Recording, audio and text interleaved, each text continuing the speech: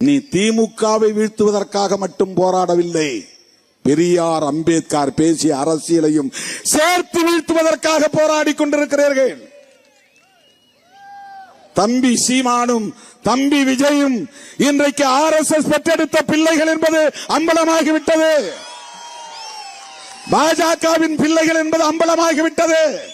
பிரபாகரன் பெயரை சொல்லி தமிழ்நாட்டு மக்களை ஏமாற்றி விடலாம் என்று கணக்கு போட வேண்டாம், சொல்ல கடமைப்பட்டிருக்கிறோம். திகாரர்கள் பேசாமல் இருக்கலாம், திமுக காரர்கள் வாய்மூடி மௌனித்து இருக்கலாம். திருமாவளவனால் அப்படி இருக்க முடியாது.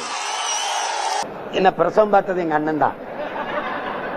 தம்பி விஜய் என்னையும் பிஜேபி பெறும்போது பக்கத்துல இருந்து பிரசவம் பார்த்து விட்டது எங்க அண்ணன் தான். புரியுதா தம்பி? நான் யாருன்னு நீங்க என்கிட்ட தான் கேட்கல. புரியுதா? தமிழ் தேசியம் பேசிக் கொண்டிருந்தார் என்று நினைத்தேன் அப்படிங்கிறாங்க. காலங்காலமா அவர் என்னை போலி தமிழ் தேசியவாதின்னு தான் பேசிட்டு இருந்தாங்க.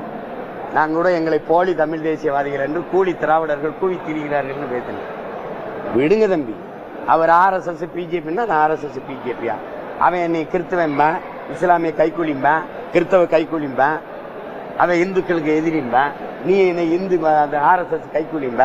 ஆனா ஒரு வயலும் 10 பைசா அது இல்ல, இந்த பொதுக்குழு நடத்த காசு இல்ல, திறன் நிதியில திரட்டிக்கிட்டு இருக்கோம். எவனாவது கூலியை கொடுத்துட்டு பேசு. என்னப்பா கூலி கூலின்னது? அதை விடுங்க, அண்ணன் தானே பேசுறாரு, பேசிட்டு போறாரு வேற.